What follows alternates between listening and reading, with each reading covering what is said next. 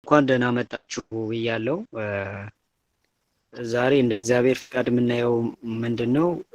ያው ብዙ ሰው ምናልባት በጣም የሚያስበው በውስጡ ሊሆን ይችላል ብዬ አስባለሁ። መክሊት ጋር ተያይዞ መክሊትን በደንብ እናየዋለን ማለት ነው እና ቶሎ ሊልቅ ይችላል ብዬ አስብም። ሜቢ እስከ 2 ወይም ደግሞ ከበዛ 3 ክፍል ድረስ ሊሄድ ይችላል። በዚህ ምክረ ስልጠና ውስጥ እንግዲህ የምናያቸው ኮንተንቶች አሉ። አንደኛው የመክሊት ምንነት ምንድነው የሚለው እናያለን። ሁለተኛ እንግዲህ መክሊት የሚያስረዱ ምሳሌዎች እንዲገባን የሚያደርጉ ምሳሌዎችን እናያለን የተወሰነ። ሶስተኛው መክሊት፣ እድል፣ ስጦታ፣ በረከትና ስኬት በቁጥር ስሌት ጂኦሜትሪያ በሚባለው ቀመር ምን ያገናኛቸዋል የሚለውን ደምረንም ቀንሰንም ሲንጉላሪቲ ቀይረንም እናያቸዋለን እንዴት እንደሚገናኙ ማለት ነው። እኒህ መክሊት፣ እድል፣ ስጦታ፣ በረከት፣ ስኬት። ሌላኛው የልጅ መክሊት እንዴት ማወቅ ይቻላል፣ እንዴት ነው መክሊቱን ማወቅ የሚችለው የሚለው እናያለን። ሌላኛው መክሊትን እንዳንጠቀም ምን ፈተናዎች ይመጡብናል የሚለው እናያለን። ሌላኛው መክሊት የተወሰደ ሰው ምን ምልክቶችን ያሳያል? ያው በሽተኛ ሲሆን አንዳንዴ አርም አለ አይደለ? ምልክት ይመጣልና እሱን እናያለን። ምን አይነት ምልክቶችን ያሳያል የሚለውን ማለት ነው። ሌላኛው ከተወሰደብን እንዴት ነው መመለስ የምንችለው? መክሊት የተለያየ ነገር ሊወሰድ ይችላል፣ ግን እንዴት እንመልሰው የሚለውን ነገር የመፍትሄ ሀሳብ እናያለን። ሌላኛው ሁሉም የሰው ልጅ መክሊቱን ቢጠቀም ዓለም ምን ትሆን ነበር? ምን ትፈጠር ነበር? እንዴት ትሆን ነበረ? በእርግጥ አሁን የምንፈልጋት ዓለም ትፈጠር፣ አሁን የምንሄድበት ህይወት እንደዛ ይሆን ነበረ የሚለውን ለማየት እንሞክራለን። ሌላኛው ለጨለማ ኃይል ስንት መክሊት የተሰጠው ነው ተጋላጭ የሚሆነው? ለምሳሌ አፍራሽ ኃይሎች ወይም የጨለማ እነዚህ አበጋዞች ስንት መክሊት የተሰጠውን ነው ወይም መክሊት ላይ ፎከስ የሚያደርጉት እንዴት ነው የሚለውን እናያለን። ሌላኛው በረቂቁ ዓለም ብዙ መክሊት ያለው ሰው እንዴት ነው የሚታየው? እንዴት ሆኖ ይታያል የሚለውን እናያለን። ሌላኛው የሰው ልጅ ለምን አልነቃም? መክሊቱን ለመጠቀም ምንድነው የያዘው ወደሚለው እንሄዳለን። ሌላኛው ደግሞ ሳይንሳዊ እና መንፈሳዊ ውህደቱ እንዴት ይተነተናል የሚለውን ስለ መክሊት እናያለን። ከዛ በፊት በእርግጥ ያው ሐሳቡ መጽሐፍ ቅዱሳዊ ነው ወይስ አይደለም የሚለውን እናያለን ማለት ነው። ሌላኛው መክሊት ከመተትና ከድግምት ጋር ምን ያገናኘዋል? መተት አለ፣ ድግምት አለ። ምን አይነት ያገናኛቸዋል የሚለው እናያለን። ሌላኛው ሰው መክሊቱ ትልቅ መሆኑንና እንዴት ማወቅ ይችላል? ምን ምልክቶች ይታዩታል? ትልቅ መክሊት የያዘ ሰው ምን አይነት ምልክቶች ያሳያል የሚለውን እናያለን። ሌላኛው መክሊታችን ባለመጠቀማችን የእግዚአብሔር ንጹህ ሐሳብ ምንድነው? መክሊት ሰጥቶናል፣ ኦኬ። መክሊታችን ግን ካልተጠቀምን የእግዚአብሔር ንጹህ ሐሳብ ምንድነው ባለመጠቀማችን የሚለውን እናያለን። ሌላኛው በረቂቁ ዓለም መክሊታችንን እንድንጠቀም ጠባቂ መልአካችን ምንድነው የሚሰራው? እንዴት ነው የሚያግዘው የሚለውን እናያለን። ሌላኛው በተለይ በቅዱሱ ዓለም መክሊትና ረቂቅ ዓለም ትስስሩ ምንድነው የሚለው እናያለን። ሌላኛው መክሊትና የጨለማ የወደቁ መላእክት ትስስር፣ መክሊት አለ ደግሞ የወደቁ መላእክት ትስስር ጋር ከኛ መክሊት ጋር ያላቸው ትስስር ምንድነው የሚለውን እናያለን። ሌላኛው መክሊት ከ40 ቀን እድልና ከስጦታ ጋር ከ40 ቀን እድል የሚባል አለ። አሁን ብዙ ሰው 40 ቀን እኮ እድሌ ነው የሚል አለ እና መክሊት እና እሱ ምን ያገናኛቸዋል የሚለውን እናያለን። ሌላኛው እንግዲህ የመክሊቶች ስጦታዎች ለምን የተለያዩ ሆኑ? ለምሳሌ የአንዱ ሰው መክሊት ከአንዱ ሰው ይለያያል። በእርግጥ እግዚአብሔር የሚያዳላ ሆኖ ነው የሚለውን እናያለን ማለት ነው። ሌላኛው መክሊትን እንዴት እንጠቀም የሚለውን መጨረሻ ላይ እናያለን ማለት ነው። ስለዚህ ስታዩት በጣም ብዙ ርዕስ ነው የያዘው ማለት ነው ይህ ምክረ ስልጠና። ስለዚህ እንደ እግዚአብሔር ፍቃድ ዛሬ ምንችለው እንሄዳለን። ሜቢ 1 ሰዓት እስከ 4 ሰዓት እንሄድና ምንቆምበት ላይ ቁመን ከዛ ደግሞ እንቀጥላለን። ሲበዛ ያው ብዙ ሰው መሰላቸቱ እንቅልፉ ሊመጣ ስለሚችል ማለት ነው። ስለዚህ ወደ መጀመሪያው ርዕስ እንሄዳለን። እንግዲህ መክሊት ባለማወቃችን ነው ባይዘወይኛ አሁን ሰው የሚባለው ሰብ 7 ፍጹም ማለት ነው። ስለዚህ አራቱ ባህሪያተ ስጋ፣ ሶስቱ ባህሪያተ ነፍስ ሰባት ይሆናሉ። ሶስት ሲደመር አራት ማለት ነው። ስለዚህ ሰባት ፍጹምነት ማለት ነው። በፍጹምነት ስኬል የተፈጠረ የሰው ልጅ ግን አሁን ባለንበት የመረቡ ስርዓተ ዓለም ስጋዊ ዓለም እንስሳም ሆኖ ከእንስሳም በታች ወርዶ እንስሳ የማይሰሩትን ስራ እየሰራ ያለ የሰው ልጅ አለ አሁን በዚህ ምድር ላይ ማለት ነው። ከዛ ላይ ጉስቁልናውን ተመልከቱ። ጉስቁልናው ወድቋል። ለምሳሌ መንገድ ላይ አሁን አንድ 200 ብር ሽንት ቤት ላይ ቆይቶ የወጣ ወይም ቆሻሻ የነካ 200 ብርና አንድ የሰው ልጅ ወድቆ ቢገኝ አልፎ መሄድ ሰው ቢኖር በእርግጠኝነት ያን ቆሻሻ ነካ ብሎ ያን 200 ብር ጥሎት አይሄድም። አንስቶ አብሶ ገዝቶ ይበላበታል። ግን የሰው ልጅ እዛ ላይ ወድቋል፣ ከዛም በላይ ማለት ነው። ስለዚህ የሰው ልጅ ቁስን ማስተዳደርና መግዛት እየቻለ መቀጥቀጥ እየቻለ ዓለምን ማስተዳደር እየቻለ ግን እሱ እንደገና ወደ ታች ቁስ ተገልብጦ ወደ ላይ ሆነ ማለት ነው። ስለዚህ የሰው ልጅ ማንነት የሚለካው አሁን በዚህ ሰዓት በምን ሆነ ማለት ነው? በቁስ ማንነት ሆነ።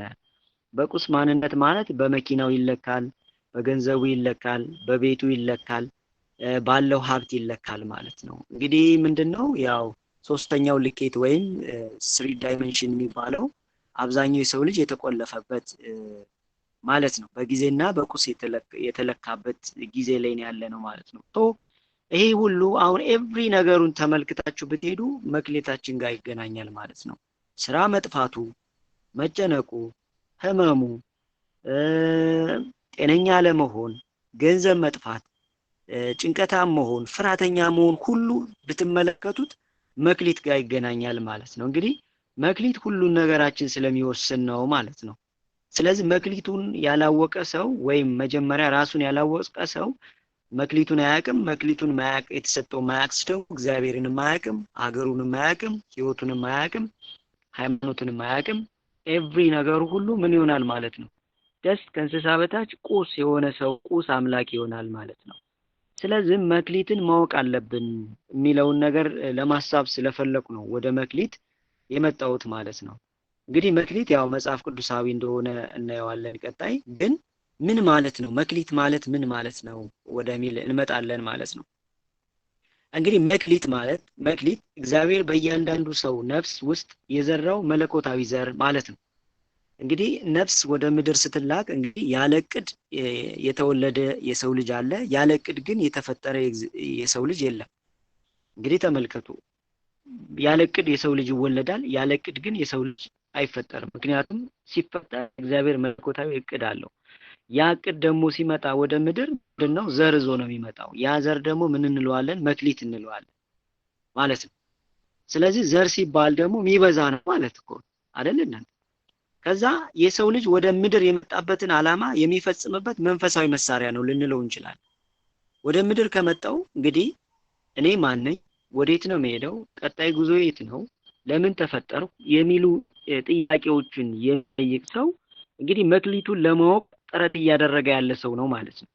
ስለዚህ ወደ ምድር የመጣንበትን ዓላማ የምንፈጽምበት መንፈሳዊ መሳሪያ ነው ማለት ነው መክሊት።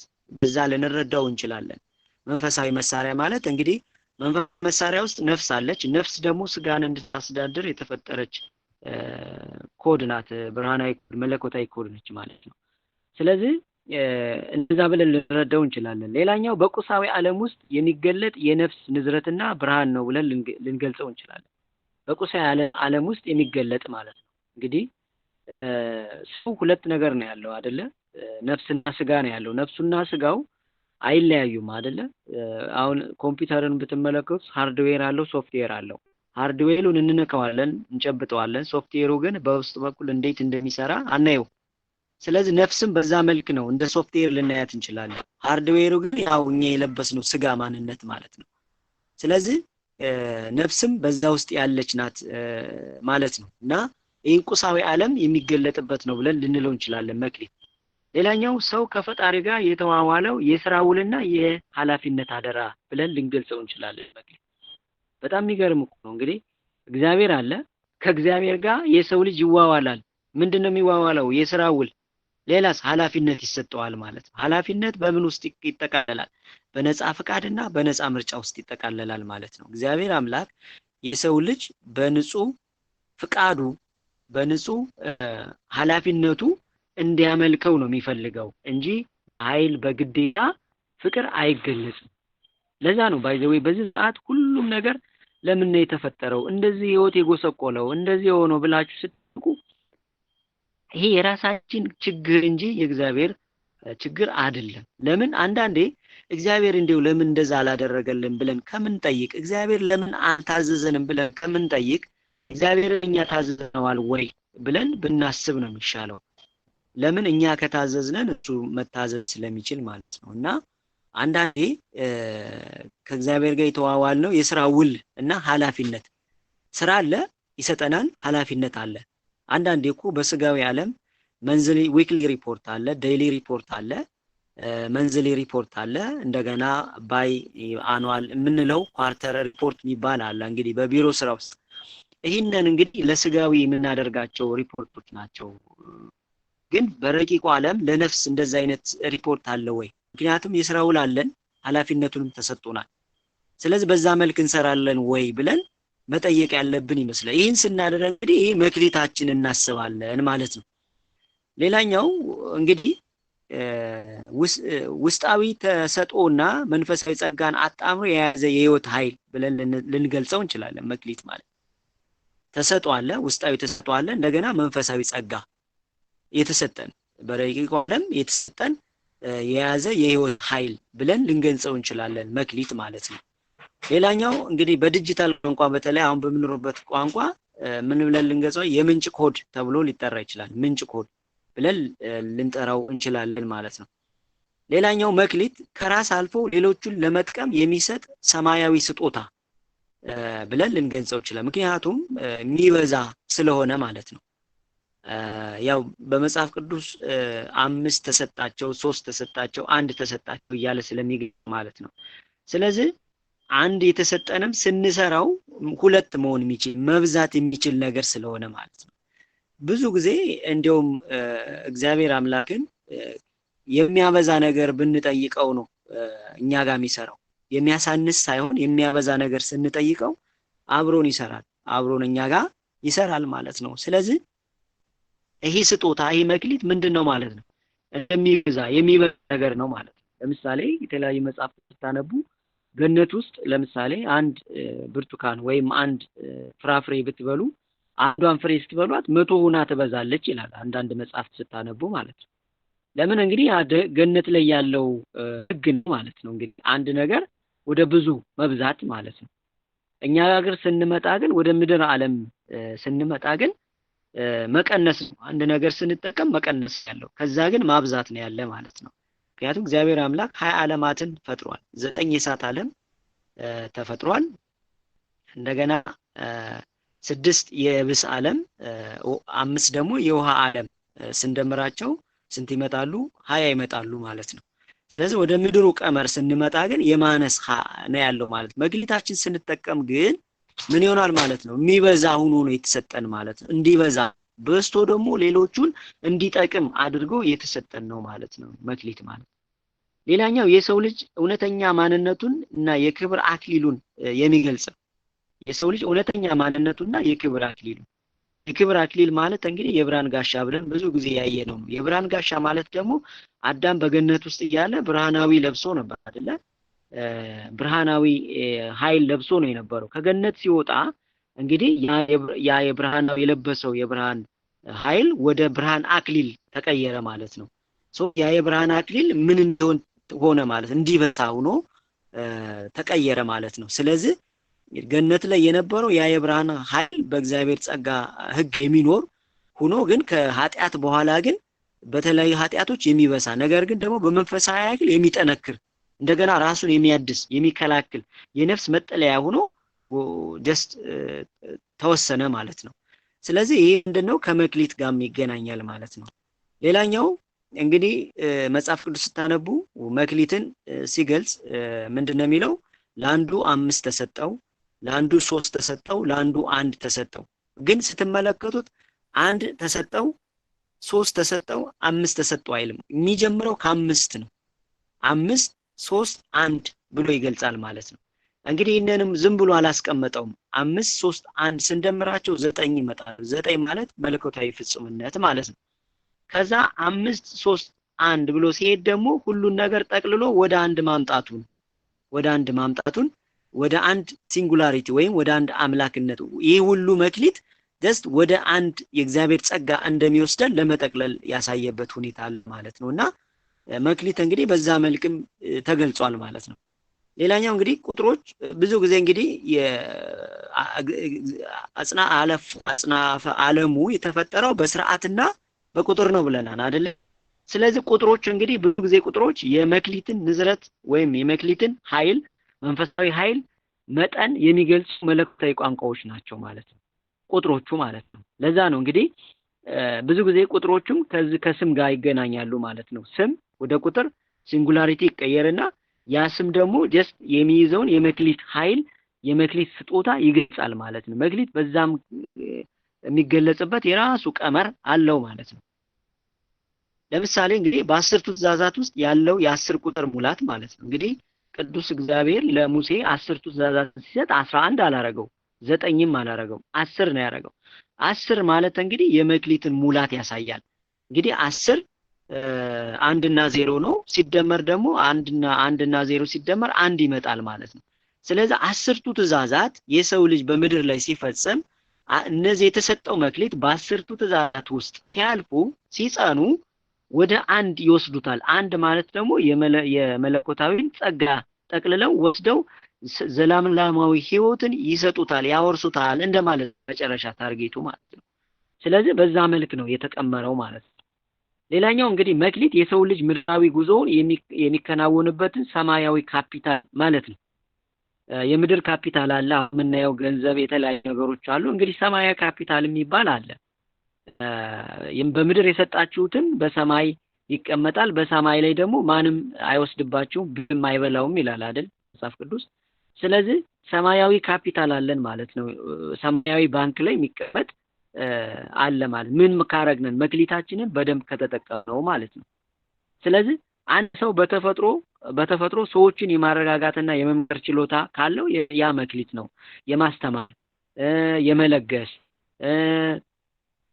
ብዙ አይነት መክሊቶች አሉ ባይዘው። እያንዳንዳችንም ይህንን አለማወቃችን እግዚአብሔር የሰጠንን ስጦታ መክሊት ስለሆነ ያንን አለማወቃችን ነው ባይዘው አሁን እንደዚሁ ግራ ተጋብተን በተስፋ መቁረጥ ውስጥ በደዌ ውስጥ በብዙ ነገሮች ውስጥ ተቀምጠን የምንገኘው ማለት ነው።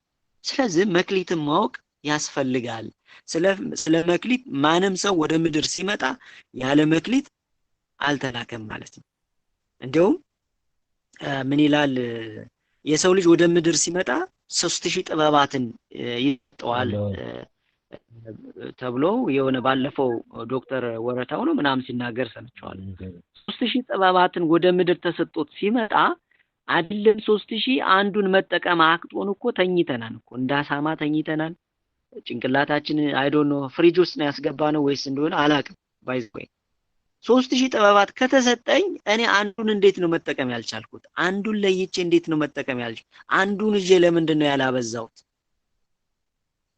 ብለን መጠየቅ ያለብን ይመስለኛል። አንዱ ሲበዛ ደግሞ ሌሎቹን ያግዛል ማለት ሌሎቹን ያበዛል ማለት ነውና መክሊት እንግዲህ እንድንድንበት ሌላውንም እንድናድንበት እንድናግዝበት የተሰጠ ነው ማለት ነውና መክሊትን በዚህ መልክ ልንገልጸው እንችላለን። ለምሳሌ በምሳሌ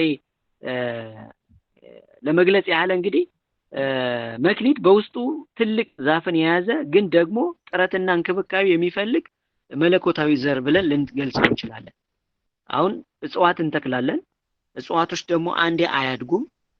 ከዛ በኋላ እጽዋቶቹን ከፀሐይ ከእንስሳት ከተለያየ ነገር አጥረን ምን እናረጋቸዋለን ማለት ጠላት እንከለክላለን ማለት ነው። ስለዚህ መክሊትን በዛ መልክ ነው ማለት ነው የሚያድገው ማለት ነው። አድጎ ደግሞ እዛ በኋላ ጥላ ይሆናል ፍሬ ይሆናል ማለት ነው። ይሄንን እንደ መክሊት በምሳሌ ልንገልጸው እንችላለን። ሌላ የብርሃን ምሳሌ አድርገን ልንገልጸው እንችላለን። ብርሃን ማለት እንግዲህ መክሊት በጨለማ ውስጥ የሚያበራና መንገዱን የሚያሳይ ሕያው ፋኖስ ብለን ልንገልጸው እንችላለን። ሕያው ፋኖስ እንግዲህ በጨለማ ውስጥ የሚያበራ መንገዱን የሚያሳይ ሕያው ፋኖስ። እንግዲህ በየትኛውም ዓለም የሰው ልጅ ጨለማ ውስጥ ሊኖር ይችላል፣ ተስፋ መቁረጥ ውስጥ ሊሆን ይችላል። ነገር ግን ምን በጨለማ ውስጥ ብትሆን አንዲት ሻማ ማብራት በተለይ መክሊትን እንድናቅ ያደርገናል። ለምን ጨለማውን አንዷ ሻማ እያበራች ሲሄድ አንድ ቀን ያ ጨለማ ሁሉ ያልፋል ማለት። ምክንያቱም ለዘላለም የሚቀጥል ችግር የለም በምድር ላይ ለዘላለም የሚቀጥል የትኛውም ችግር የለም። ባይዘው ተስፋ የምናደርገው እሱ ነው። የሚያስደስተንም ነገር እሱ ነው ባይዘው። ሌላኛው የካፒታል ምሳሌ ብለን ልንገልጸው እንችላለን። እንግዲህ መክሊት ለንግድና ለትርፍ የተሰጠ ሰማያዊ መዋዕለ ንዋይ ብለን ልንገልጸው እንችላለን። የምድራዊ መዋዕለ ንዋይ አለ። ለምሳሌ አንድ ሰው በምድር እኔ የሆነ ነገር ላይ ባፈስኮ ይሄኛው ተባስቶ ይሄኛው ወለድ ሰርቶ ይሄኛው በዙ ጥቅም ሰርቶ እንደዛ አግኝቼ እንደዛ አይነት ካፒታል እዘረጋለሁ ይለው ብሎ የሚያስበው ምድራዊ መዋዕለ ንዋይ አለ። ዘሴም ቱ ዛት ሰማያዊ መዋዕለ ንዋይ ብለን ለንግድና ለትርፍ የተሰጠ ምድራዊ ሳይሆን ሰማያዊ ማለት ነው። ሰማያዊ የሆነ ልናደርገው እንችላለን እና ካፒታል ሰማያዊ መዋዕለ ንዋይ ብለን ልንገልጸው እንችላለን ማለት ነው። ምን መክሊት ማለት ነው። ሌላኛው የመሳሪያ ምሳሌ ምን ማለት ነው? መክሊት አንድን ታላቅ ህንጻ ለመገንባት እንግዲህ ዓላማውን ለማስፈጸም የተሰጠ ልዩ መሳሪያ ሊኖር ይችላል አለ። ለምሳሌ አንድ ህንጻ ሲገነባ ዲዛይን አለ። የት ውስጥ ይሁን እንዴት ይሁን ብሎ በሶፍት ኮፒ የሚያልቅ ዲዛይን አለ። ያንን ለመስራት ደግሞ የሚያስፈልግ ምን አለ? መሳሪያ አለ። ልዩ መሳሪያ ማስፈጸሚያ ጥረት አለ፣ ተግባር አለ። ያንንም ልንገልጸው እንችላለን። መክሊትን በዛ መልክ እንዲገባን በምሳሌ ልንገልጸው እንችላለን ማለት ነው። ሌላኛው የቁልፍ ምሳሌ ልናደርግ ብለን ልንገልጸው እንችላለን። ምን ማለት ነው? እንዲገባን መክሊት የተዘጉ የጥበብና የበረከት በሮችን የሚከፍት ምስጢራዊ ቁልፍ ብለን ልንገልጸው እንችላለን። ምስጢራዊ ቁልፍ አሁን አንድ የተዘጋ ቤት አለ። ያ የተዘጋ ቤት እንግዲህ ሄደን ያለ ቁልፉ ሊከፍተው አይችልም። ስለዚህ ቁልፉን ዘን ሄደን ስንከፍተው ነው ኦሬዲ ያ በር የሚከፈተው ማለት ነው። እንዲሁም ብዙ ጊዜ የስጋዊ ዓለም የቤተክርስቲያን እንግዲህ የካህናት ስልጣን አለ። ለምሳሌ በሰማይ ያሰራችሁትም በምድር ያሰራችሁትም የታሰረ ይሆናል የሚለውን ስልጣን ኦሬዲ አሁን እናንተ ይነን የት እናገኘዋለን? አድሚን ኮንትሮል፣ ሲስተም ኮንትሮል ብሎ በዚህ በዲጂታሉ ዓለም ላይ ራሱ ሰርቶበት እንደሆነ ታገኙታላችሁ። ለምሳሌ ኮምፒውተር የራሱ አድሚን አለው፣ ሲስተም ኮንትሮል አለው። ያ እንግዲህ ከየትኛው የተቀዳ ነው ማለት ነው? ከየቤተክርስቲያን አስተምሮ የካህናትን ስልጣን በመውሰድ የተሰራ ግልብጦሽ ሐሳብ ነው ማለት ነው። እንግዲህ ይሄ ምንድነው? ምስጢራዊ ቁልፍ ብለን ልንገልጸው እንችላለን መክሊትን በዚህ መልክ ማለት ነው። ሌላኛው የምንጭ ምሳሌ መክሊት በነፍስ ውስጥ ያለና ሌሎችን የሚያረካ የማይደርቅ የጥበብ ምንጭ ብለን ልንገልጸው እንችላለን። የሚያረካ ከዚህ ውሃ የሚጠጣ ይጠማል፣ ከኔ ውሃ ግን የሚጠጣ የህይወት ውሃ ግን አይጠማም ይላል መጽሐፍ ቅዱስ። የማይደርቅ የጥበብ ምንጭ ማለት እንግዲህ መክሊትን እንደ ምንጭ ምሳሌ ልንገልጸው እንችላለን ማለት ነው። ሌላኛው እንግዲህ የመልእክት ምሳሌ ምን ማለት ነው? መልእክት በእግዚአብሔር ለዓለም የላከውና በሰው ህይወት የጻፈው ደብዳቤ ማለት ነው። ያው ደብዳቤ በሰው ልጅ ላይ የተጻፈ ያው ደብዳቤ መክሊት ብለን ልንገልጸው እንችላለን። እንግዲህ ይሄ ሁሉ ሞር እንደ ምሳሌ ያነሳሁት እንዲገባን ስለፈለኩ ነው። ለምን አንዳንዱ በአንዳንዱ ስለሚገባው ማለት ነው። በምሳሌ ብዙ ጊዜ መገለጻቸው ከምናየው ነገር በተለይ የዚህ ትምህርት ዘመኑ ዋጁት ማለት ሰው በሚያየው ነገር እንዲማር ስለሚፈለግ ነው። ጌታችን ኢየሱስ ክርስቶስም በምድር ላይ ያለ በዛ ሰዓት በእርሻ በእጽዋት በገበሬ በተለያዩ በዘር እያደረገ ያስተምር ነበር። የዛ ሰው ንቃተ ህሊና ሊገባው የሚችለው በዛ መልክ ነው። አሁንም በዚህ ዘመን ያለውን ሰው ደግሞ ልክ በሚያየው ለምሳሌ በሚያየው የዲጂታል ዓለም ነገር ስናስተምረው ሊገባው ይችላል ማለት ነው። እና በዛ መልክ ነው እየገለጽ ያለው ማለት ነው እንዲገባን። ሌላኛው የጋሻ ምሳሌ እንግዲህ መክሊት በአግባቡ ጥቅም ላይ ሲውል ሰውን ከባዶነትና ከክንቱነት የሚጠብቅ የንቃት ጋሻ ብለን ልንገልጸው እንችላለን ማለት ነው። እንግዲህ መክሊትን በዚህ መልክ እያየነው ነው ማለት ነው። እና እናንተም ከስልጠና በኋላ በደንብ ማሰብ አለባችሁ፣ ማንሰላሰል አለባችሁ። እኔ ከቤት ቁጭ ብዬ እንደው ምን ልስራ ምንድነው የሆንኩት ብሎ ማሰብ ሳይሆን እግዚአብሔር አምላክ በቃ ለየሁሉም ሰው አፍ ሰርቶ ሲልክ በቃ ምን ብሏል? መክሊት ልኳል ማለት ያንን ጉሮሮ የሚዘጋ መክሊት ልኳል፣ ስጦታ ሰጥቷል ማለት ነው። ለምን እኔ ያለ ዕቅዴ ያለ ፍቃዴ ነው ወደዚህ ምድር የመጣሁት። ስመጣ ደግሞ በሱ ፍቃድ ነው የመጣሁት። በሱ ፍቃድ ስመጣ ደግሞ እሱ የራሱ መክሊት ሰጥቶ ነው የላከኝ ማለት ነው። መክሊቴን የመጠቀም ያለ መጠቀም ግን የኔ ነፃ ፍቃድ ይሆናል ማለት ነው። ምርጫዬ ነው የሚሆነው ማለት ነው በምድር ላይ ስኖር ማለት ነው። ነፃ ምርጫዬና ፍቃዴ በአግባቡ ካልተጠቀም ችግሩ ያለው ከራሴ እንጂ ከእግዚአብሔር አይደለም። ባይዘው ምክንያቱም ነፃ ምርጫዬን ነፃ ፍቃዴ እሳትና ውሃ አስቀምጬልሃለሁ እጅህን የመረጥከው ጋር ከተት ስለሚል ማለት ነው። አሁን በዚህኛው ፍልስፍና ከኢትዮጵያ ውጭ ያሉ ዓለማት ደስ ከፈጣሪ ጋር ከእግዚአብሔር ጋር የተነሱበትም በዚህ ምክንያት ነው። ባይዘው በጣም ብዙ ፍልስፍናዎች አሉ። ብዙ ፍልስፍና ያን ሁሉ እንግዲህ በረቂቅ ውስጥ በኩል ሐሳባቸውን እየቀየረ ብዙ ሰዎችን ከዚህ አውጧል፣ ከእግዚአብሔር አውጧል፣ ከቤተክርስቲያን አውጧል፣ ከአባቶች አርቋል ማለት ነው። ነፍሱ እንዳትነቃ ነፍሱ እንድትጠፋ ማለት ነው። ስለዚህ መክሊትን በዚህ መልክ ልንገልጸው እንችላለን ማለት። እስኪ መጽሐፍ ቅዱስ ምን ይለናል ወደሚለው እንምጣና ስለ መክሊት የሚገልጹ የመጽሐፍ ቅዱስ ክፍሎችን እንያቸው። ለምሳሌ ማቴዎስ 25:15 ላይ ለእያንዳንዱ እንደ አቅሙ ለአንዱ 5 መክሊት፣ ለአንዱ 2፣ ለአንዱ 1 ሰጠውና ወደ ሌላ ሀገር ሄደ ይላል። ተሰጠ ሄደ። ያ ማለት እንግዲህ እኛ ወደ ምድር ተልከናል። ይህ ነገር ተሰጥቶን ማለት እንግዲህ ሚስጥሩ ምንድነው? እግዚአብሔር ለሰው ልጆችን ጸጋን፣ ዕውቀትን፣ ሐሳብንና መንፈሳዊ አገልግሎትን ይሰጣል። እንግዲህ የሚሰጠው በከንቱ ሳይሆን ሰው ሊሸከመውና ሊያተርፍበት በሚችለው የአቅም ልክ ነው የሚሰጠው። ማንም ሰው ከሌላው ጋር ሳይቀና የተሰጠውን መክሊት ጠብቆ እንዲያተርፍበት የተሰጠ መለኮታዊ ስርዓት። ዝለ ቅድም እንዳልኳቸው እንግዲህ ከ5 ነው የሚጀምረው። 5 3 1 እያለ ነው የሚሄደው። 5 እንግዲህ በቁጥር ዓለም 5ቱ ቅንዋተ መስቀል፣ 5ቱ ሚስጥራተ ቤተክርስቲያን አማደ ሚስጥር ማለቴ 5ቱ ቅንዋተ መስቀል፣ 5ቱ ስሜተ ሕዋሳት እያለ ይቀጥላል ማለት ነው። 5 መሆኑ ራሱ የራሱ ሌላ ትርጉም ስላለው ማለት ነው። አዛ 3 ነው የሚለው ደግሞ 3 ደግሞ የሥላሴ አንድነትን 3 የሚገልጽ ነው። የሥላሴ ቁጥር ነው። ከዛ 1 ነው። 1 ደግሞ አንድ አምላክ አሐዱ አምላክ ስለምን እነዚህ ሁለቶችንም ሶስቶች ስንደምራቸው ግን የሚሰጡት ቁጥር ስንት ነው? ሲንጉላሪቲ የመጨረሻው 9 ነው። 9 ማለት ደግሞ እንግዲህ ያጽናፈው ዓለም የሁሉም መጠቅለያ መለኮታዊ ፍጹምነት ቁጥር ነች በረቂቁ ዓለም። ስለዚህ ሁሉ ተጠቅሎ እንግዲህ ወደ የት ይወስደናል ማለት ነው? ወደ ምንድንበት ነፍስ ወደ ምንድንበት እዞን ይሄዳል። መክሊት እንግዲህ በዛ መልክ ነው የተሰጠን እንዳቅማችን ማለት ነው።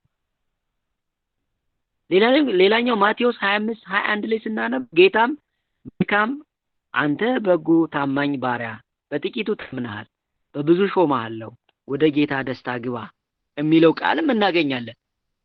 እንግዲህ 5 3 1 እንዳቅማችን ተሰጥቶን ያንን ያበዛ ያንን የሰራ ሰው ምክንያቱም እንዲበዛ ተደርጎ ነው የሚሰጠው ማለት ነው። እንዲበዛ አድርጎ ከተሰጠን በኋላ አብዝተን ስናገኝ በጥቂቱ ነው የታመነው በብዙ እንሾማለን ማለት ነው። እንግዲህ ከዛ እንግዲህ 5 3 አንደኛው ግን ምንድነው ያደረገው? ወስዶ ቀበረው። ከዛ በኋላ መጣ ስጠይ ሲለው አይ አንተ ክፉ ስለሆንክ እኔ ያው ቀበርኩት አለ ማለት አንዱ ወደ 2 ወደ 3 አልቀየረው። ስለዚህ ከዛ በኋላ ምንድነው ፍርድ ነው የተደረገበት ማለት ነው። እኛም እኮ አሁን በዚህ መሃል የተሰጠን አንዲት መክሊት አለች ሚኒመም ማለት ነው። ዝቅተኛ 1 መክሊት አለ። ያቺ ግን ምንድን ናት? ያችን ግን ማብራት አለብን፣ መጠቀም አለብን፣ መዝራት አለብን፣ ፍሬ ማፍራት አለባት ማለት ነው። ጊዜ እየሮጠ ነው፣ እድሜ እየሮጠ ነው። እድሜ ደግሞ የሚጨምር የሚመስል የሚቀንስ ማለት ነው። በቀን 1 ቀን በቆየን ቁጥር በምድር ላይ የምንለቀው ወይም የምንቆይበት የጊዜ ሰዓት እያለቀ ነው የሚሄደው።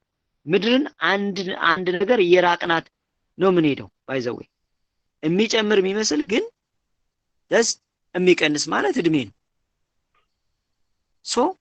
ምንድነው ሰራነው ነው? መክሊታችን ተጠቅም ምንድነው የሰራነው? ምንድነው? በቸርነቱ ነው። በእግዚአብሔር ቸርነት ነው። ምንድነው ግን አንዷ መክሊት ግን በቸርነቱ መባዛት አለባት። 0 መክሊት የሚባል የለም። 0 ሲባዛ በኢንፊኒቲቭ ናምበር ጀስት 0 ነው። ዜሮ ሲባዛ በቸርነቱ ደግሞ በዜሮ መክሊት ዜሮ ነው የሚሆነው። ግን አንዲት መክሊት ተሰጥቶናል። መክሊትን በአግባቡ መጠቀምና ለነፍስ መነቃት ማዋል በሰማይ ታላቅ ክብርን ያሳድጋል ማለት ነው።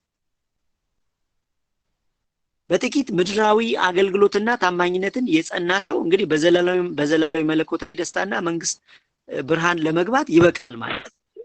ይበቃል። ምክንያቱም እኛ እንግዲህ ምድራዊ ህይወት ነን ያለነው። አሁን የሰማይ ህይወት ጋር ሲነጻጸር የአይን ቅጽበት ነው የሚባለው። አይናችን ከፍተን ጀስት ዝግ አድርገን እንደምን ከፍተው ማለት ነው። የምድርና የሰማይ ህይወት ሲነጻጸር ማለት ነው።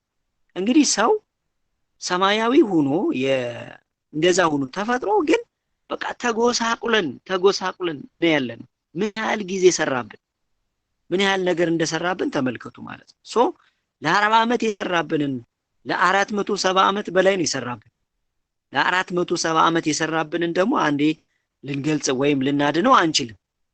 ግን ምንድነው መጣር አለብን። መነሳት መውደቅ ያስፈልጋል ማለት ነው። ሌላኛው ሮሜ 12:6 ላይ ስትሄዱ እንደተሰጠንም ጸጋ ልዩ ልዩ ስጦታ አለን፣ ትንቢት ቢሆን እንደ እምነታችን መጠን ትንቢት ይናገር ይላል መጽሐፍ ቅዱስ። እንግዲህ መክሊት ወይም መንፈሳዊ ስጦታ ከሰው ኃይል ሳይሆን ከእግዚአብሔር ጸጋ የሚገኝ ነው ማለት ነው። እግዚአብሔር የሰጠን ነው ማለት ነው። ስለዚህ በተሰጠን ነገር የማስተማር የማገልገል ስጦታ ያስፈልጋል ማለት ነው። ዝም ብሎ መተኛት እንዳሳማ መተኛት አያስ አብላኝ ያለበላ አውጣኝ ያለም ወጣ የሚባለው አይነት ታሪክ ማለት ነው።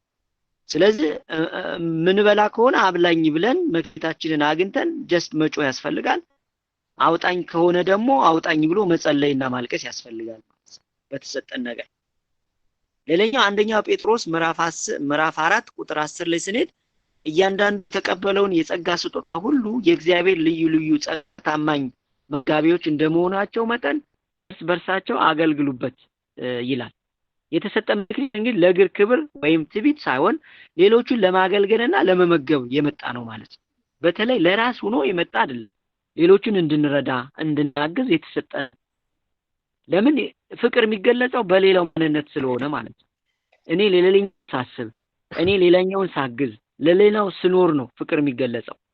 ለኔ የሚለው ከመጣ ፍቅር አይደለም። ያ ማለት ሳልፊሽ ነው ወይም ራስ ወዳድነት ነው። በአለማችን የትኛውም ኃይል ብትመለከቱ እኔ በሚል ሳይሆን እኛ በሚል የመጣ ነው። እኛ የሚል ሲመጣ ደግሞ ፍቅር ነው የሚመጣው ማለት ነው። ስለዚህ ብዙ ነገሮች አንድ ላይ ሆነው እኛ ሲል በረቂቁ ዓለምም ብዙ የነቁ ነፍሳት አንድ ላይ ሲጮሁ የሚዘረጉት የብርሃን መስመር ከፍተኛ ነው። የሚታየውን የስጋዊ ዓለም የማጥቃት ኃይል አላቸው። አንድ ሆኖ ሰው እንዳይቆም ስለሚፈለግ እኮ ነው። ባይዘዌ በዘረኝነትም በቋንቋም በተለያዩ ነገሮች ምን ያደርጋል? በትንትናችን አውጥቶ ሰው ኢንዲቪጁዋሊዝም ሆኖ ቁጭ ብሏል። ቤቱ ላይ ሞባይሉን ይዞ ሞባይል ጋር ይነጋገራል። እንደ የዝን ሰመን ሰው ባላገኘው ይሻለኛል፣ እንደው የሚረባ ሰው እኮ የለም ይላል። ሞባይሉ ጋር ግን ቁጭ ብሎ ባዶ ቤት ቁጭ ብሎ ግን ሞባይሉ ጋር ግን ምን እንደሚሰራ ደግሞ እግዚአብሔር ይቁጠር።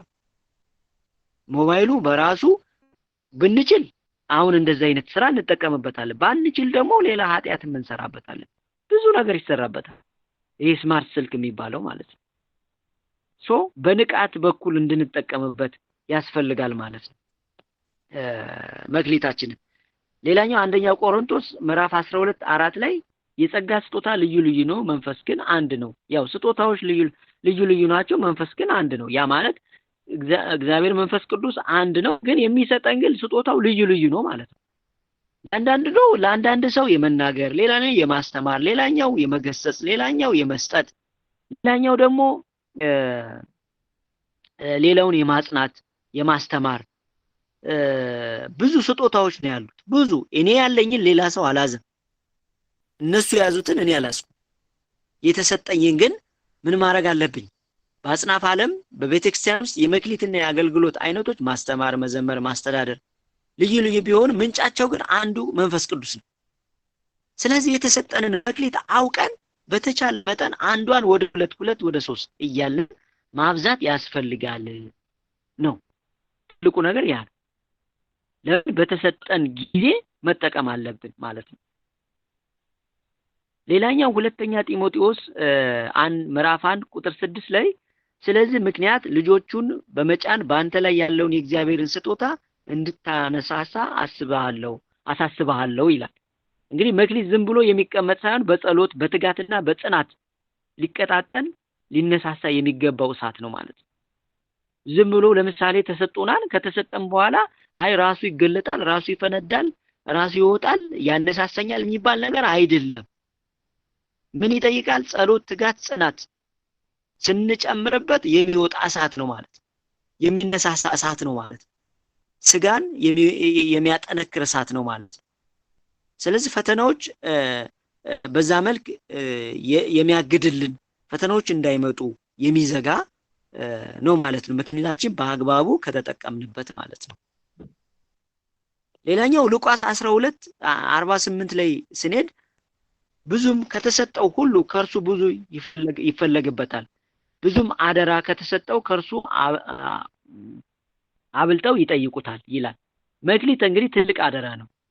እግዚአብሔር ታላቅ የእውቀትና የንቃት መክሊት የሰጠውን ሰው በዕለተ ምጽአቱ በሰፊው ይጠይቀዋል ማለት ነው። ምን ሰራህ? ምን አደረክ? የተሰጠ ይህ ነው። የሰራው ምንድነው? እስከምን ድረስ ከሄድክ? የሚለውን ነገር ግን ጥያቄ አለ ማለት ነው። እና እኛ ጥያቄ ካለብን ከሞት በኋላ ጥያቄዎች ካለብን እንግዲህ እንስሳ አይደለንም።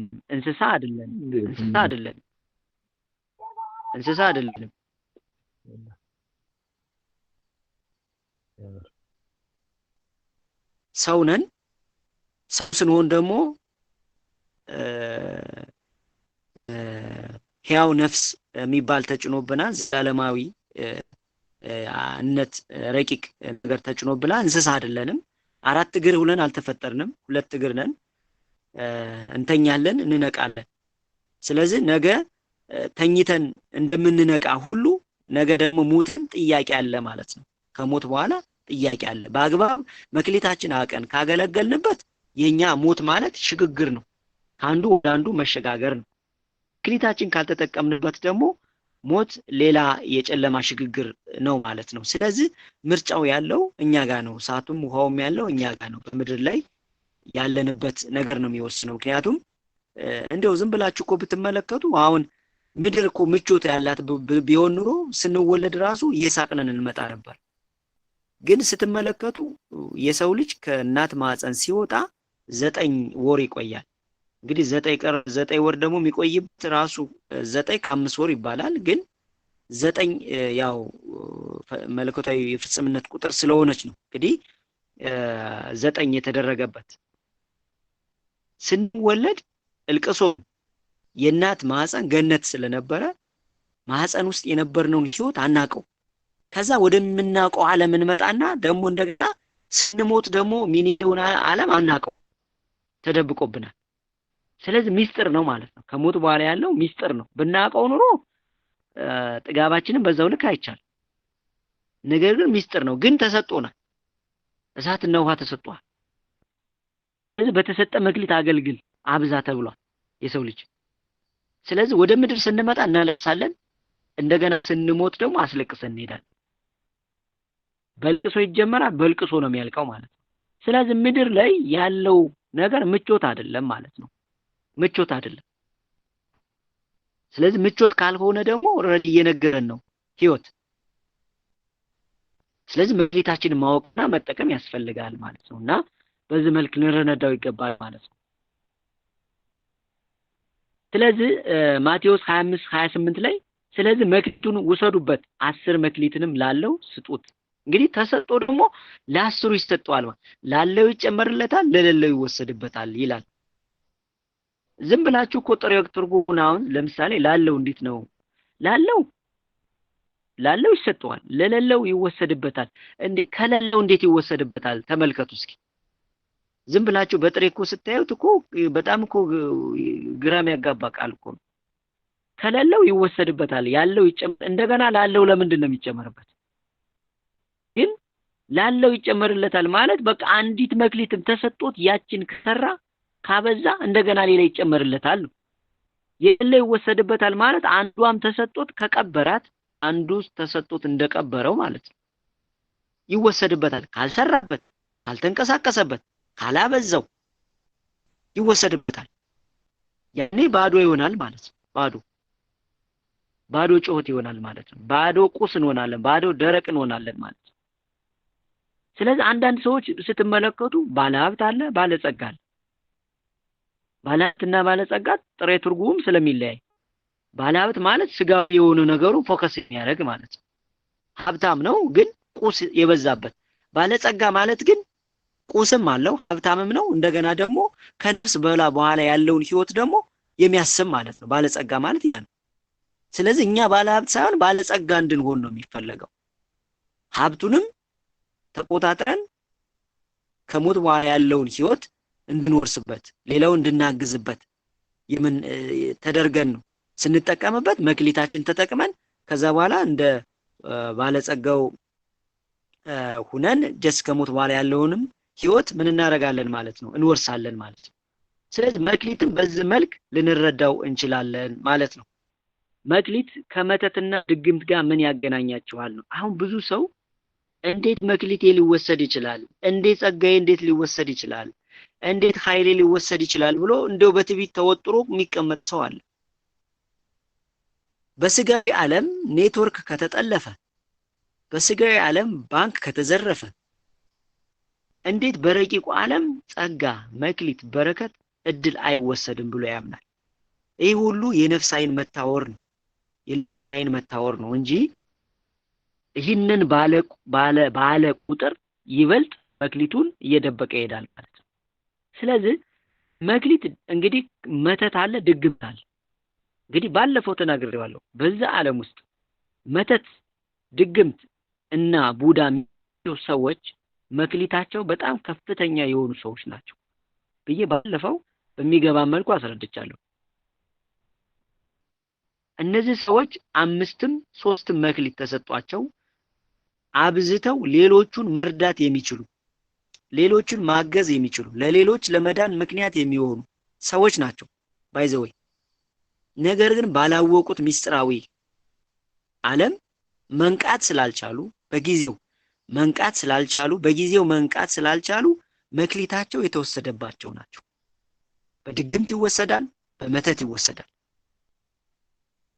አሁን ይሄንን በስጋዊ አይን አሳየኝ ብትለኝ ላሳየህ አልችልም። ይሄ በእምነት በኩል ነው የምናውቀው። ምክንያቱም አንድ ዶክተር በጣም በሳይንስ በጣም ዶክተር የሆነ ነው፣ የተማረ ነው። እናንተ እንደው ስለ ረቂቁ ዓለም በጣም ታያለህ፣ ባይነህ አላየህ፣ እንደው እንዴት ነው ይሄን የምታወራ? እንዴት እንደዚህ ወይ አይተኸው ነው ወይስ ምንድነው ነው ታወራለህ ብሎ ይጠይቀኛልና እንግዲህ እሱ በጤና ዓለም ዶክተር ነው። አሁን ይህን ሰውዬ እንግዲህ ለማሳመን ወይ ለማስረዳት ሊከብደኝ ነው እና ምንድነው ያደረኩትኝ? አሁን አንተ ዶክተር ነህ አልኩት። አዎ ዶክተር ነኝ። ተምረሃል? አዎ። እውቀት አለ? አዎ። እያከምክ ነው? አዎ። እሺ ይህን ሁሉ የተማርከውን እውቀቱን አሁን አሳየኝ ያልኩት። አሳየኝ ስለው ምን ይመልስ? ምክንያቱም ይህ ሰውዬ ዶክተር ተባለ፣ ግን እውቀቱን ማሳየት አይችልም። ለኔ በፊዚካሊ እውቀቱን ለኔ ማሳየት አይችልም። ከዛ ምንድነው ያለው? አይ በቃ ተወኝ ነው ያለ። አንዴ በጥያቄም በጥያቄ መመለስ ማለት ይሄ ነው ትልቁ ነገር። ባይዘው አንዳንዴ ጥያቄ ሲጠይቋችሁ ጥያቄም በጥያቄ ስትመልሱ ሰው ወደ ራሱ እንዲመለስ ታደርጉታላችሁ ማለት ነው። ስለዚህ ብዙ ጊዜ በሳይንሱ ዓለም በተለይ ሞር ኦፍ ሳይንሱን የተማሩ መንፈሳዊ ኃይሉን ዝቅ ያለ እውቀት ያላቸው በሕክምናው ዓለም በደንብ የተማሩ ሰዎች ድግምት፣ መተት፣ ቡዳ የሚባል ነገር አይገባቸውም። የለም ብለው ነው የሚያምኑት። ግን ተበልተዋል እነሱ። ይወሰዳል።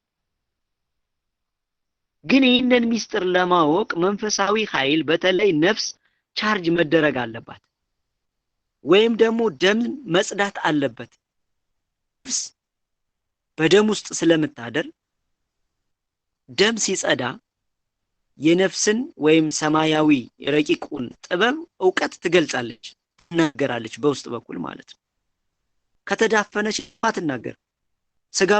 ስጋዊ ነገር ብቻ ይጎላል ማለት ነው።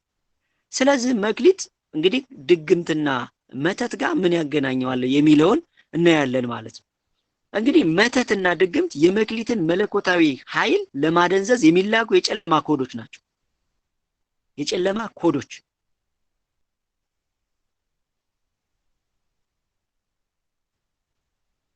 እንግዲህ ሌላኛው የመተት ዓላማ መክሊቱ ወደ ስራ እንዳይቀየር የሰውን የፍቃድ ኃይል መቆለፍ ነው። መቆለፍ ማለት እንግዲህ አሁን አንድ ቤት አለ። ይህን አንድ ቤት ሰው እንዳይገባ ብንቆልፈው እንዴት ሊገባ ይችላል? አይገባም። ሰው እንዳይገባ ቤቱን እንደምንቆልፈው ሁሉ መተትም ዋናው ዓላማው ሰው የተሰጠው መክሊት እንዳይቀይር፣ ወደ ስራ እንዳይቀይረው፣ እንዳያበዛው የሚያደርግ የጨለማ ኮድ ነው። ይዘጋል ማለት ነው። በቃ በቁልፍ ይዘጋል ማለት ነው። ከዛ በኋላ ያ ሰው ኃይሉን አይጠቀምም፣ ጉልበቱ ይሰለባል፣ ይደነዝዛል፣ ተስፋ ይቆርጣል፣ ይደክማል፣ ከእንስሳ በታች ይሆናል፣ አስተሳሰብ ሁሉ ይወርዳል ማለት ነው አጠቃላይ። ስለዚህ ይሄ ነው ማለት ነው መተት። ሌላኛው እንግዲህ ድግምት በመክሊትና በባለቤቱ መካከል የመለያያ ግድግዳ በመፍጠር ስጦታው ባዕድ ያደርገዋል። ባዕድ ምንም አይጠቅም። በመክሊቱና በባለቤቱ መካከል መሀል ላይ ነው የሚገባው ድግምት የሚባለው ደግሞ ማለት ነው። ያኛው ወደ ስራ እንዳይቀየር ነው መተቱ፣ ስራውን እንዳይቀይር፣ ያ ማለት መክሊቱን ተጠቅሞ ወደ ስራ ወደ ተግባር እንዳይቀይረው የሚያደርግ የጨለቃ ኮድ ቁልፍ ነው፣ የሚቆልፍ ነው። እኛው ደግሞ በመክሊቱና በባለቤቱ መካከል ሆኖ የመለያያ ግድግዳ ይፈጥርና ስጦታው በባዕድ እንዲታሰር ያደርገዋል። የጨለማ ኃይሎች መክሊትን ያለውን ሰው በምቀኝነት ተከታትለው ለማጥፋት መተትን እንደ መሳሪያ ይጠቀማሉ ማለት ነው። ይላካል። እኔ አሁን አንዳንድ ሰው ሰይጣን አለ ትለዋለህ። አዎ አለ። አዛ ሰይጣን የእግዚአብሔር ጠላት ነው ወይስ የሰው ጠላቱ ነው? ሰይጣን የሰው ጠላት ነው ወይስ ወዳጅ ጠላት ነው? አሁን ሰይጣን የት ነው ያለው ስትለው ዝም። ምን እየሰራ ነው ስትለው ዝም። በጀት ይጠይቃል አይጠይቅም ስትለው ዝም።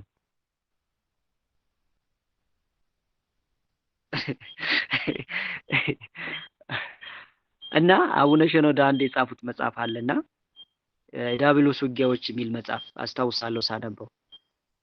ሰይጣን ለምን ለጉዳት ነው ወይስ ለጥቅም ነው የተፈጠረ የሚል መጽሐፍ እዛው ላይ ሲያትቱ ከተጠቀምንበት ሰይጣን ለጥቅማችን ነው የተፈጠረው ነው።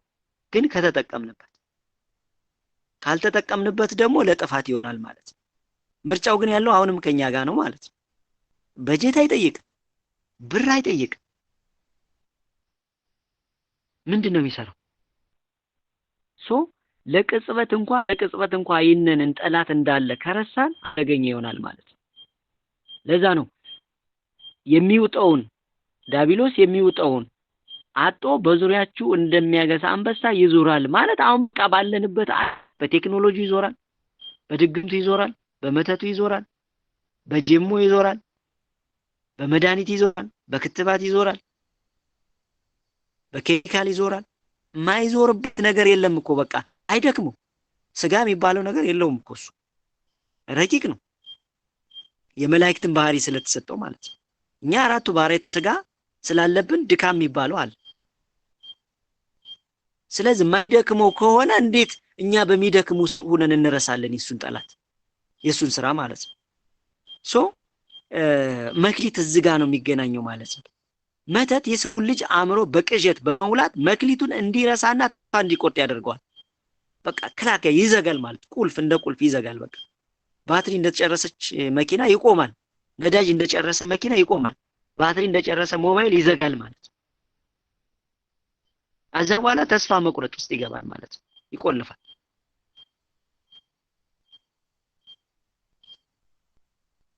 ሌላኛው ድግምት በመክሊቱ ላይ አሉታዊ ኃይል በመርጨት ስጦታውን ለጥፋት እንዲውል ያደርገዋል። እዩት ደግሞ ስጦታ አለ፣ መክሊት አለ። ይህንን እንዳይጠቀም ደግሞ ወይም ገልብጦ ለምን ያደርገዋል? ለጥፋት እንዲውል። በጣም አደገኛ ነው ደግሞ ይሄ በጣም አደገኛ። ለምሳሌ እኔ የማስተማር ጸጋ እንኳን መክሊት ተሰጥቶ ማስተማሩን በጥሩ ነገር ተጠቅሜ 30ም 60ም 100ም ፍሬ ማድረግ እየቻልኩኝ ነገር ግን በግልብጦሽ ወደ መጥፎ ነገር እንድጠቀመው ያደርገኛል ማለት ነው። ሳላቀው መተትና ድግምት መክሊቱ የሚፈስበትን መንፈሳዊ መስመር መውጫ በመዝጋት የሰውን ህይወት ማድረቅ ነው። ደረቅ ዛፍ ማለት ነው። ደረቅ ዛፍ።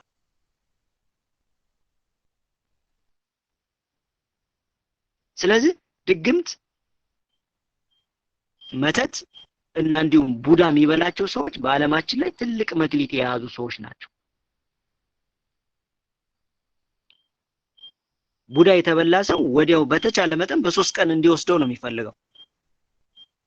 ሲሞት ግን መልአከ ሞት መጥቶ አይደለም ነፍሱ የሚቆርጠው። ጀስት ምንድነው የሚሆነው?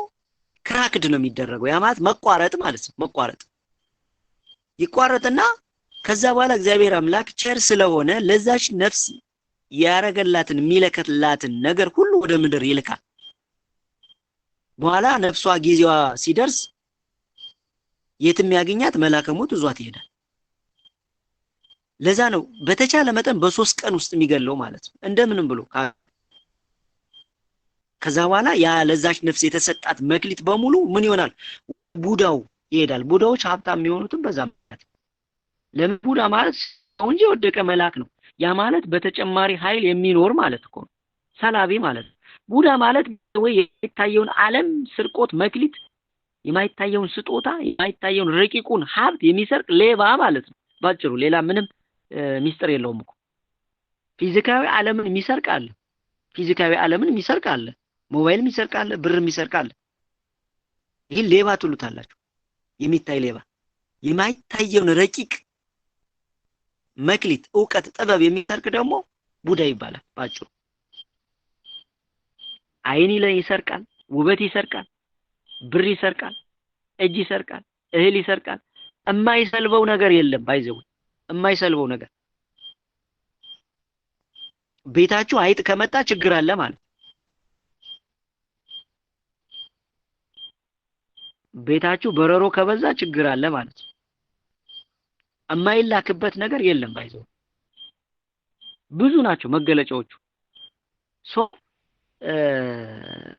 መተትና መክሊት እንግዲህ እንደዛ አይነት ነገር ነው የሚያገናኛቸው። ሌላኛው መክሊት ትልቅ የሆነ ሰው የጨለመውን ኃይል በድግምትና በመተት የሚፈተነው ዋነኛ ኢላማ ነው፣ የሚፈታተነው ማለት ነው። ትልቅ የጨለመው ኃይል በድግምትና በመተት ጀስት ማንን ያደርጋሉ ማለት መክሊትን ይፈታተናሉ። እንዳይጠቀመው፣ እንዳያበዛው፣ እንዳይዘራው፣ እንዳይበቅል ያደርጋል ማለት ነው። ይህም ነፃ ፍቃዳችን፣ ነፃ ምርጫ ላይ ነው ያለው። እግዚአብሔር ኑ ካለ ወደ ቤተክርስቲያን ከተጠጋን፣ ወደ አባቶች ከተጠጋን፣ በጸሎት ከተጋን፣ በመንፈሳዊ ሱታፌ ከተሳተፍን መክሊታችን ይበዛል፣ ይጠበቃል፣ በእግዚአብሔር ኃይል ይጠበቃል። ከራቅነን ደግሞ መብት ነው። መክሊትክን ማስወሰድም ትችላለህ፣ መሸጥም ትችላለህ፣ ለሌባ መስጠት ትችላለህ፣ መብት ነው።